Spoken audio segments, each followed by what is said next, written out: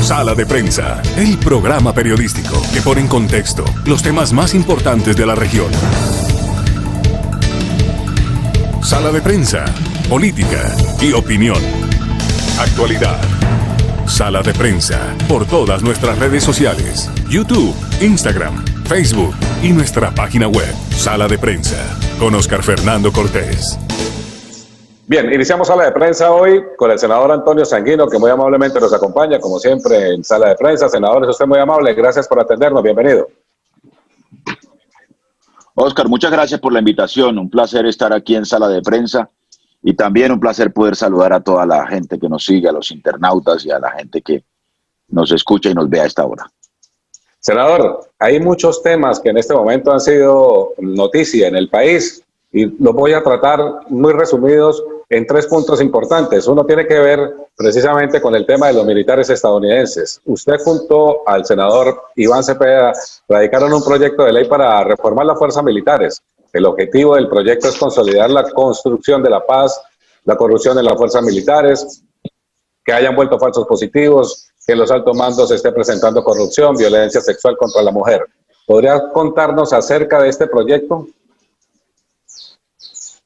Nosotros hemos presentado junto con el senador Iván Cepeda un paquete de iniciativas legislativas para reformar algunos asuntos de las fuerzas militares en general. Muy puntualmente, un proyecto de ley que busca reformar el proceso de formación de los oficiales de las fuerzas militares, en particular los que se dedican a las labores de inteligencia y contrainteligencia, y en general también los que tienen que ver con los procesos de contratación en las fuerzas militares.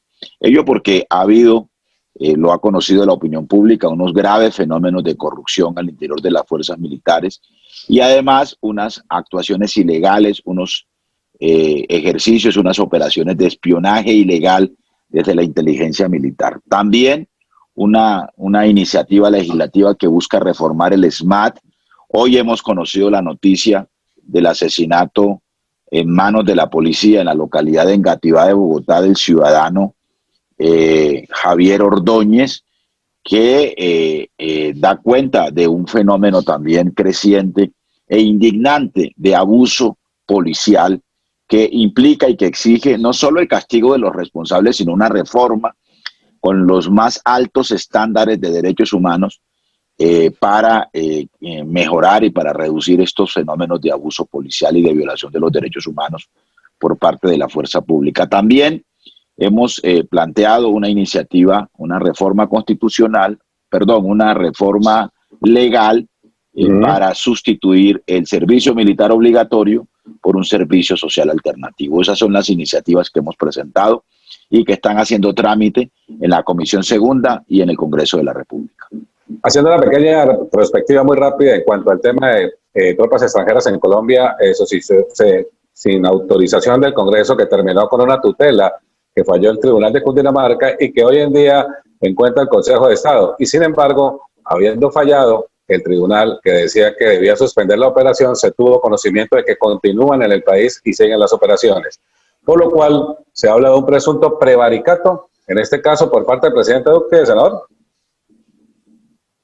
Del presidente y más exactamente del ministro de Defensa, el doctor Carlos Holmes Trujillo, que es el que ha actuado de manera deliberada, mintiendo sobre este episodio de la Brigada de Asistencia Militar del Comando Sur del Ejército Norteamericano.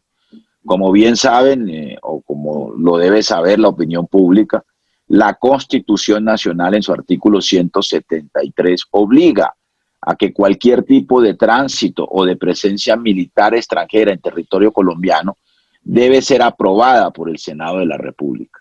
Inicialmente el gobierno no quiso que así fuera, incluso los colombianos nos enteramos de esa presencia no por cuenta del gobierno colombiano, sino por cuenta de la Embajada de Estados Unidos, que produjo un comunicado anunciando la llegada de esta brigada, cosa que por supuesto es absolutamente indignante, ofende la dignidad nacional que eso haya ocurrido. Pero luego el gobierno quiso, interpretando mal la Constitución, torcidamente la Constitución Nacional, no quiso que el Senado de la República conociera las tropas, argumentando que esta era una brigada de asesoría militar y no una brigada militar propiamente dicha, pero por supuesto que no se necesita ser un experto en asuntos militares para saber que la asistencia militar sigue siendo presencia militar.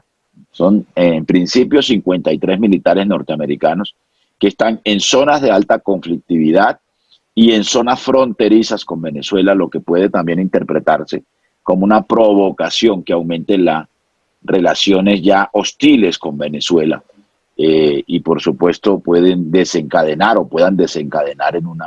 en una situación bélica innecesaria y además de eso inconveniente para Colombia, para la paz de Colombia. Así que no quisieron hacerlo. Luego nosotros interpusimos una tutela con el senador Iván Cepeda. El Tribunal Superior de Cundinamarca le ordenó entonces al gobierno que presentara el informe sobre esta brigada y se sometiera la presencia de esta brigada a una aprobación del Senado de la República, cumpliendo la Constitución y la ley.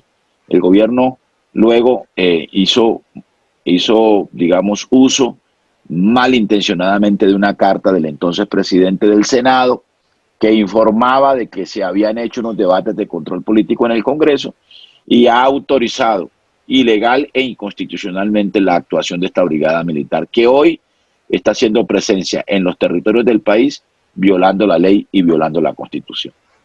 Esto podría llevarnos a pensar, senador, que habrá una posible moción de censura del ministro de Defensa, Carlos Holmes Trujillo. Claro que sí. Nosotros ayer presentamos una proposición para iniciar el trámite de moción de censura al ministro. Un ministro que miente de esa manera y que miente en asuntos de seguridad nacional y de soberanía nacional no merece ser ministro del Estado colombiano. Y por esa razón estamos adelantando, ya iniciamos ese proceso de moción de censura al doctor Carlos Holmes Trujillo.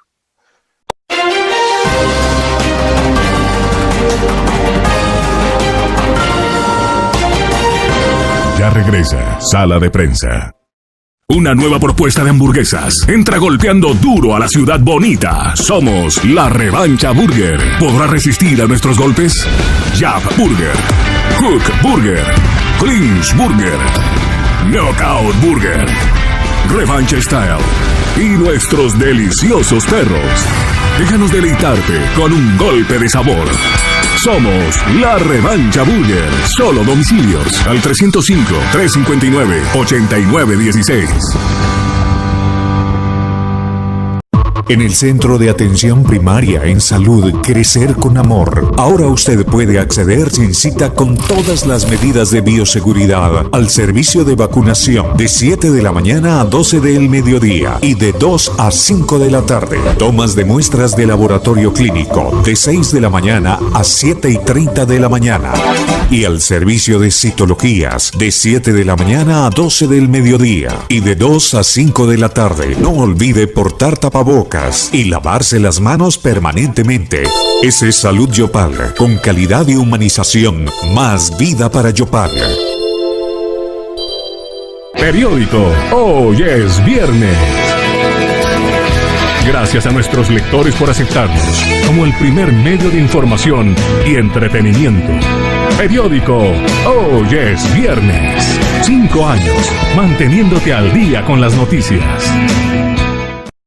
Centro de Diagnóstico Automotor Reviautos S.A. Revisión tecnomecánica, emisión de gases contaminantes para vehículos livianos, pesados, motocicletas, ubicados en la calle 25, número 2003 de Yopal. Horario de atención de lunes a sábado de 6 de la mañana a 8 de la noche. Domingos de 7 de la mañana a 1 de la tarde. Días festivos diferentes al domingo de 6 de la mañana a 8 de la noche. En Reviautos agendamos su turno al 311-538-8301. Centro de Diagnóstico Automotor Reviautos S.A. Líderes en la región del Oriente colombiano.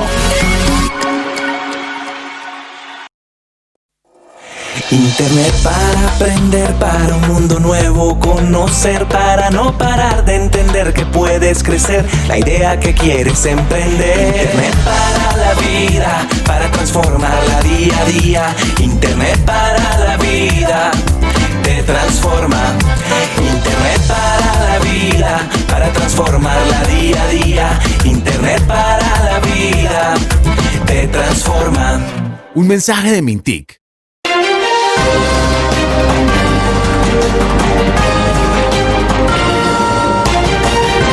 Regresamos con Sala de Prensa. A propósito de todos estos temas, senador, y pasando a otros temas también que tienen que ver con esto del Senado, el senador, cuando salió el caso Uribe, usted opinó que nadie estaba por encima de la ley y estuvo de acuerdo con la renuncia de Uribe al Senado. ¿Usted esperaba que la Corte siguiera juzgando y por qué cree que perdió esa competencia y la tiene ahora la Fiscalía? Yo respeto las decisiones de los jueces. La Corte Suprema de Justicia tomó decisiones en el caso Uribe, tomó la decisión de la medida de aseguramiento en su contra y adelantó toda la investigación, yo creo que de manera muy rigurosa, por espacio de 5 o 6 años. Pero así como respetamos esa decisión de la Corte sobre ese momento, sobre esos asuntos, pues también tenemos que respetar la decisión de la misma Corte sobre la pérdida de competencia de este alto tribunal sobre el proceso del expresidente Álvaro Uribe Vélez. Seguramente han conceptuado que las actuaciones del expresidente Uribe no tenían relación directa con su cargo como senador o de su estatus, digamos, como senador de la República. Pero en todo caso, ya hay unas recusaciones interpuestas por el propio Iván Cepeda, el senador Iván Cepeda, que es la víctima de este proceso, en este proceso penal, y yo creo que a los demócratas nos corresponde respetar las decisiones de los jueces, controvertirlas mediante los mecanismos que están previstos en la ley, controvertirlas también en los escenarios de los tribunales y de la rama judicial, y esperemos que esta decisión no obstruya la investigación y el juzgamiento del ex senador y expresidente Álvaro Uribe.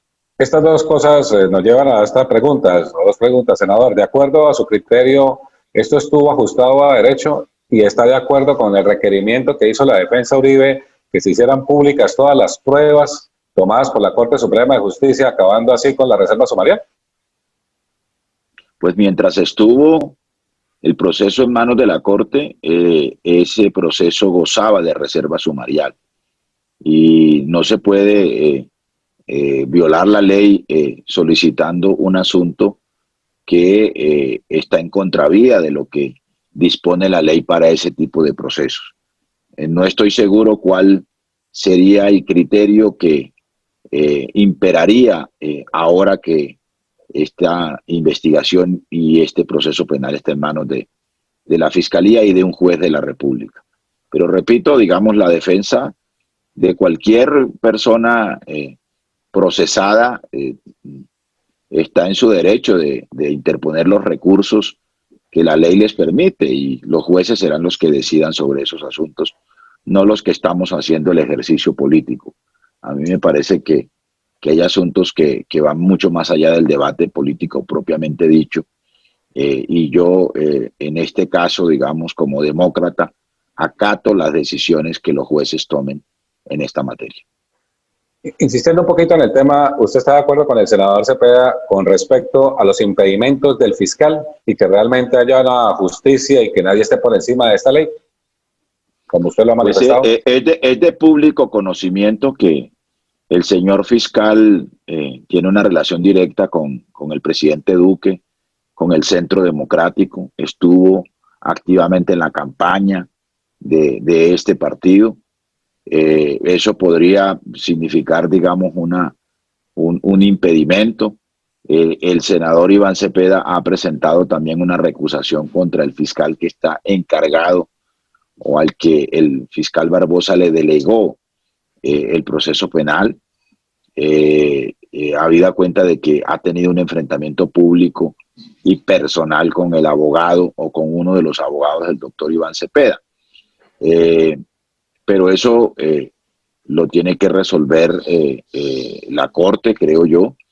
En todo caso, lo que sí es cierto es que la Fiscalía no debió haber actuado y no debe actuar hasta que esas recusaciones no se resuelvan. Ahora, las inhabilidades son taxativas en la ley, y así como hemos dicho que no hay ninguna inhabilidad del magistrado Reyes, que era uno de los magistrados investigadores del expresidente Uribe, porque haya una firma a la que él estaba vinculada, tenido relaciones contractuales en el gobierno del presidente Santos, pues aquí también tenemos que tener en cuenta que las inhabilidades son las que la ley taxativamente establezca. Lo que hizo el uribismo, queriendo inhabilitar éticamente al magistrado Reyes, es absolutamente extrambótico, porque el propio fiscal Barbosa también tuvo relaciones contractuales con el gobierno del presidente Santos. Y tan estrambótico es como que se pretenda decir que porque hayan esas relaciones contractuales quiere decir que Santos, el expresidente Santos, está ordenando en virtud de esos contratos a los magistrados o a la justicia o ahora al fiscal Barbosa que proceda en una u en otra dirección con relación al expresidente Álvaro Uribe Vélez. Eso me parece demasiado traído de los cabellos. Y además que no existe, digamos, un impedimento legalmente como tal, porque los impedimentos se dan hasta un cuarto grado de consanguinidad. Ahí no existe ni por ese lado, ni por otros temas, tampoco ningún impedimento a través del nuevo fiscal que lo va a investigar, ¿no? Sí, repito, las inhabilidades son taxativas en la ley, son explícitas en la ley. Y si no existe esa inhabilidad, pues no existe. Punto. ¿Usted piensa que las apreciaciones del presidente Duque frente al caso Uribe, dando apreciaciones, pues digamos, muy claras, que demarcan no estar conforme de alguna manera con respecto a la decisión de la Corte Constitucional, quitándole de alguna manera su legitimidad como tal? En democracia se aplica el adagio popular de zapatero a tu zapato. El señor presidente tiene que gobernar, para eso lo eligieron los colombianos. Al señor presidente Iván Duque no lo eligieron como juez, ni como magistrado de la Corte, ni como fiscal general. Él es presidente de la República y él además juró respetar la Constitución y la ley. Y la Constitución establece claramente el principio de división y separación de los poderes públicos. Él además no tiene la facultad del desdoblamiento. Él no puede decir que un día o a determinada hora es ciudadano y a los minutos siguientes es presidente de la República. No, él es presidente de la República, ¿no? Su condición de ciudadano pasa a ser secundaria respecto a su investidura como presidente de la República. O sea que él, viola ese juramento cuando expresa opiniones personales sobre el expresidente Uribe. Él puede amar al expresidente Uribe, ¿no? Está en todo su derecho de quererlo, de apreciarlo, de venerarlo, ¿no? Etcétera, etcétera. Pero él es presidente de los colombianos, no solo del expresidente Uribe, y está obligado a cumplir la Constitución y la ley. Y en este caso, a mi juicio, no lo ha hecho.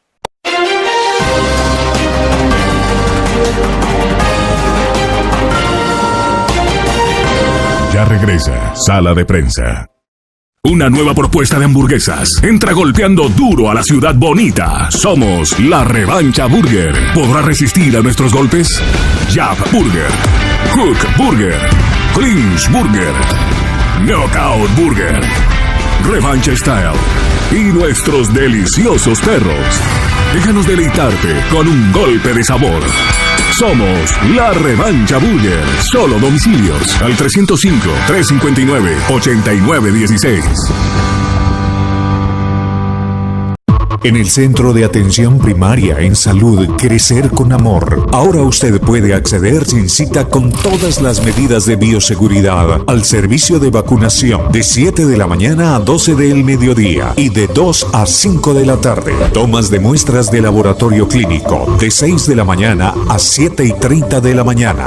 Y al servicio de citologías de 7 de la mañana a 12 del mediodía y de 2 a 5 de la tarde. No olvide portar tapabocas y lavarse las manos permanentemente. Ese es Salud Yopal, con calidad y humanización. Más vida para Yopal. Periódico Hoy es Viernes. Gracias a nuestros lectores por aceptarnos como el primer medio de información y entretenimiento. Periódico Hoy es Viernes. 5 años manteniéndote al día con las noticias.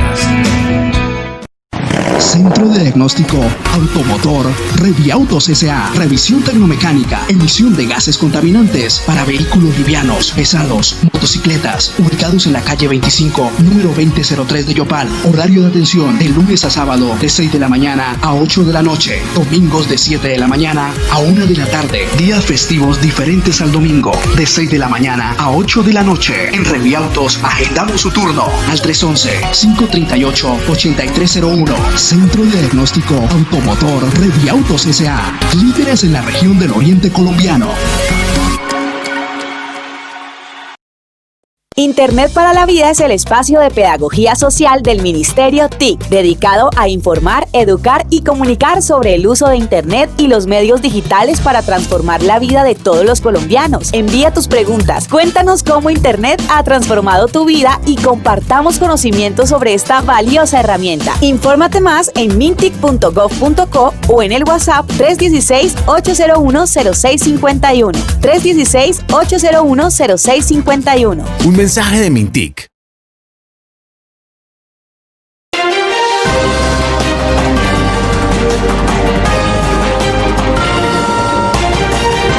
Regresamos con Sala de Prensa. A propósito del presidente Duque y de otras noticias importantes que también sonó muy fuerte en Colombia, tuvo que ver con el pronunciamiento presidencial sobre el préstamo de $350 millones a Avianca a través del fondo FOMI, que si bien es cierto es un fondo para mitigar emergencias, o sea, no es un concepto válido para esta inversión.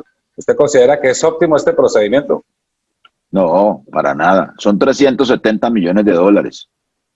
Es que además resulta pues absolutamente incomprensible que el gobierno nacional le niegue recursos a 150.000 empresarios que se han quebrado, a, por ejemplo, las empresas del sector del transporte terrestre que requieren un crédito directo de 1.2 billones de pesos, casi lo mismo que le está dando solo a Avianca.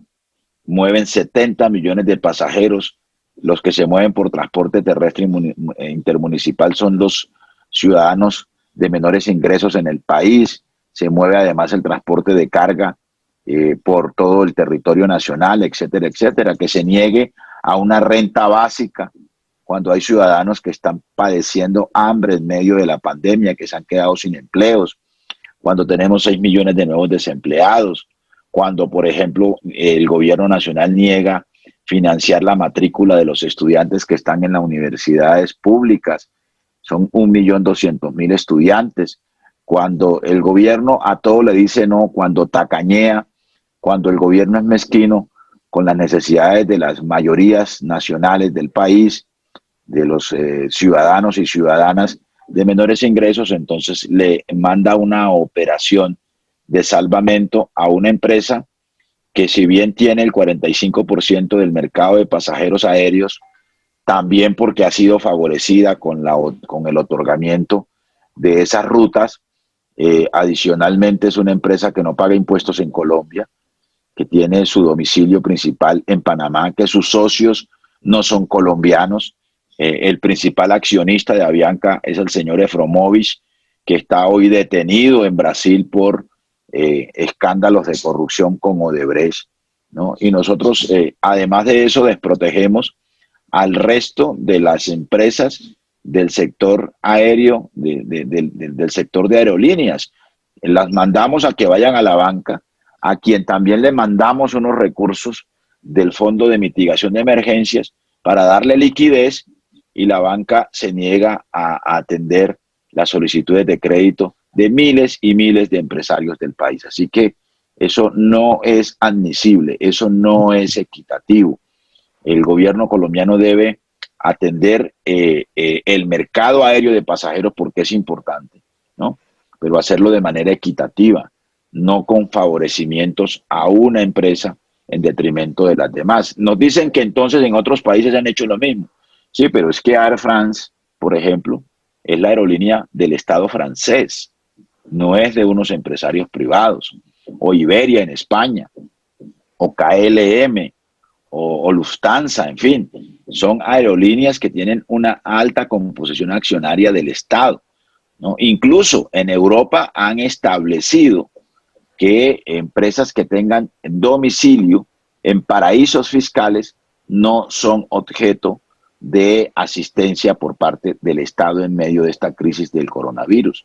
Así que aquí estamos violando todos los principios éticos. Incluso nos acabamos de enterar por información del Diario de la República que solo un día antes de aprobado el crédito, ¿no?, entre comillas el crédito, fue que el gobierno colombiano ordenó un estudio de los riesgos de ese crédito. Así que estamos actuando con una venda en los ojos solo por un interés o por una simpatía del presidente de la República y del ministro Alberto Carrasquilla. Y cuando se tienen en Colombia aerolíneas colombianas que después de esta pandemia pues también van a requerir la ayuda del Estado y que pues ojalá, o como ellos lo han reclamado, sea equitativa también como lo hicieron con Avianca, con las aerolíneas colombianas, ¿no? Pero yo le quiero decir lo siguiente, es que tenemos una aerolínea estatal, Satena. Ajá. Yo hablé con un exgerente de Satena, un exmilitar además de la Fuerza Aérea, y le pregunté explícitamente, dígame, ¿Satena está en capacidad de atender las rutas que hoy tiene Avianca? Y me dijo, perfectamente, porque es que además, y sobre todo en medio de esta crisis, usted ya no necesita comprar aerolíneas, usted las adquiere arrendadas o alquiladas o mediante el mecanismo de leasing. Es decir, una aerolínea estatal, ¿no?, del Estado colombiano como Satena bien podría atender las rutas que hoy atiende Avianca, pero además es que aquí se han quebrado otras aerolíneas, aquí se quebró SAM, aquí se quebró Aerorepública. Sí, y aquí cuando se quiebran esas aerolíneas, pues otras, ¿no?, que existen en el mercado, nacionales o extranjeras, pueden cubrir esas rutas. Es que no estamos obligados a que tiene que ser Avianca, ¿no? Porque además Avianca de colombiana solo tiene el nombre, ¿no? Avianca ya no es la aerolínea colombiana. Entonces, yo creo que, digamos, es inocultable un favorecimiento a una aerolínea que también padecemos los colombianos, hay que decirlo, porque el abuso del monopolio de Avianca pues, también es pan de cada día, digamos, las consecuencias de ese monopolio para todos los usuarios de esta aerolínea. Exacto, y en la operatividad, porque pues yo creo que todos los que hemos usado esta aerolínea hemos tenido mil inconvenientes, muchas veces por conexiones, por muchas cosas. Pero además déjeme decirle, le preguntan al viceministro de Hacienda, ¿y cuáles son las garantías para ese crédito? Entonces llega y dice, ¿no?, que las aerolíneas una de las garantías es el sistema de acumulación por millas, Life Miles, ¿no?, que es el sistema que tiene Avianca, ¿no? Le preguntan, pero ustedes garantizan que no echen a ningún trabajador. Eso no lo podemos garantizar. Ustedes garantizan que no desatiendan las rutas que no son rentables. Eso no lo podemos garantizar. O sea, le estamos entregando un crédito con la cédula del señor Efromovich a Avianca. Grave para el país. Finalmente, senador, en las últimas sesiones de Cámara se han venido estudiando el tema del cannabis por su legalización en todo el tema recreativo, que como lo han venido llamando, como lo titularon ayer, por ejemplo, en la primera sesión, que era donde se debatía si se daba continuidad al proceso o no con las votaciones correspondientes, pues se dio paso al segundo debate.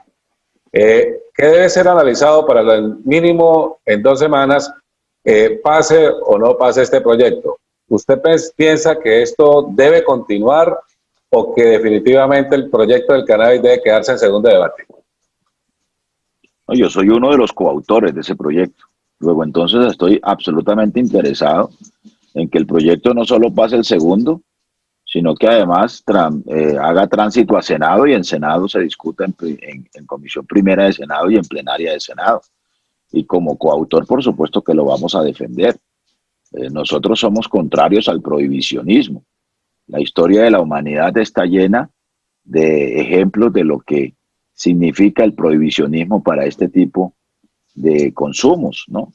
Recordará usted lo que significaron las mafias del alcohol cuando se impuso en Estados Unidos el prohibicionismo en el consumo del alcohol, ¿no? La historia de Al Capone está relacionada con ese tipo de prohibicionismos. Hay que recordar que en la década del 20 o 30, en los años 20 o 30 del siglo pasado en Estados Unidos, se impuso lo que se llamó la ley seca. De allá viene el origen de la ley seca, ¿no? Para prohibir el consumo de alcohol. Y eso lo que significó fue que las mafias del alcohol usaran productos médicamente riesgosos, ¿no? Como el alcohol digamos, etílico, de uso médico, el alcohol de uso médico, en las destilerías que producían el whisky y el aguardiente en aquel entonces. ¿Cómo se resolvió ese asunto? Cuando se legalizó el alcohol, ¿no? Legalizado el alcohol, pues se acabaron las mafias y el Estado además pudo cobrar impuestos por el consumo del alcohol y convertir esos impuestos en recursos para la salud pública, para campañas de prohibición del consumo de alcohol. Eso es lo que tenemos que hacer con la droga. Ahora, nosotros no somos los primeros que estamos tratando de legalizar el uso recreativo del cannabis, ¿no? Ya aprobamos el uso medicinal. Fíjese cuántos años duramos persiguiendo el cannabis, perdiéndonos de la oportunidad de que el cannabis tuviera un uso medicinal, ¿no? Hoy hay grandes inversiones, incluso de empresas extranjeras, canadienses, estadounidenses, en cultivos para uso medicinal del cannabis, ¿no? Como ocurre con la coca. A la vuelta de 10 años vamos a estar aprobando, después de haber fumigado, después de haber puesto presos a miles y miles de colombianos, de haber extraditado miles y miles de colombianos, de habernos horrorizado con las muertes del narcoterrorismo y de la violencia que se asocian a las mafias, ¿no? Para luego decir, sí, la coca se puede usar medicinalmente, ¿no? Que además no es un invento de ahora, es que eso viene desde las comunidades indígenas. De hace miles de años se descubrió que hay propiedades curativas y propiedades medicinales de estas plantas. Entonces, y luego, pues, el consumo recreativo, pues habrá que regularlo como lo han hecho otros estados en el mundo. Estados en Estados Unidos, ¿no? Estados Unidos nos puso aquí a fumigar, ¿no? Mientras se acostumbraron y supieron cómo cultivar marihuana allá, ¿no? Y producir marihuana, ¿no? Y así va a pasar con la coca.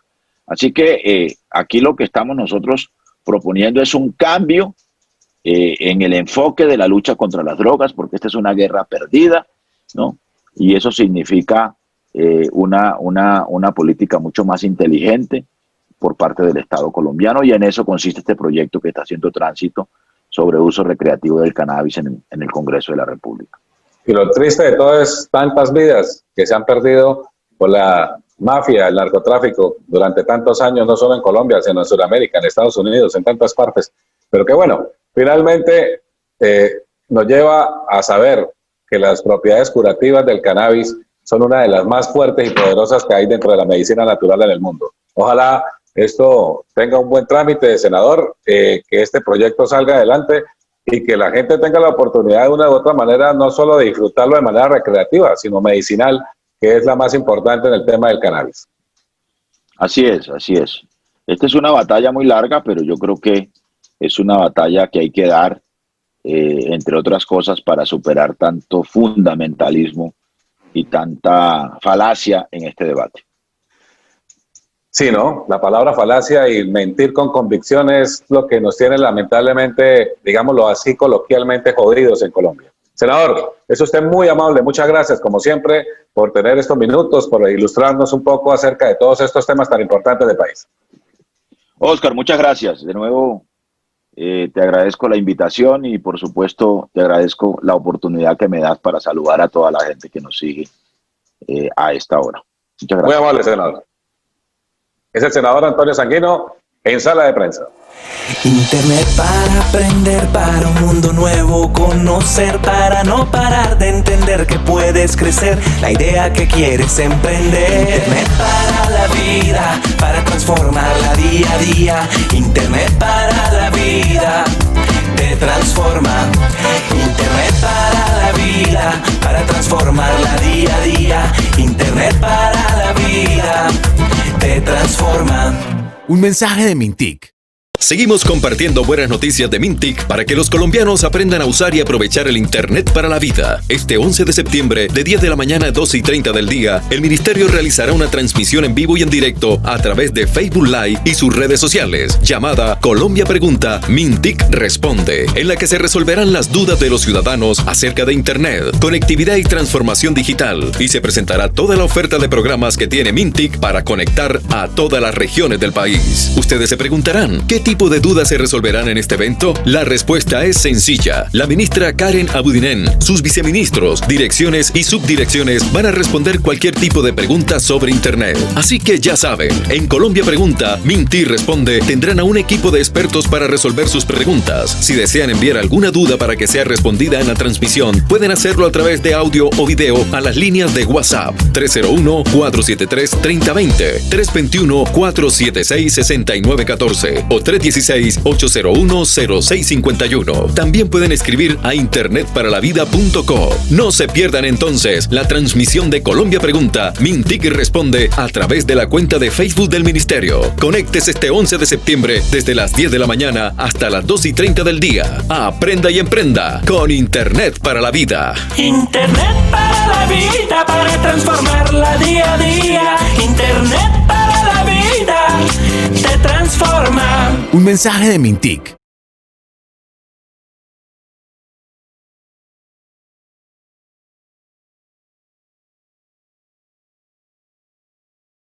Sala de Prensa, el programa periodístico que pone en contexto los temas más importantes de la región. Sala de Prensa, actualidad, política, opinión. Sala de Prensa, por todas nuestras redes sociales, YouTube, Instagram, Facebook y nuestra página web. Sala de Prensa con Óscar Fernando Cortés.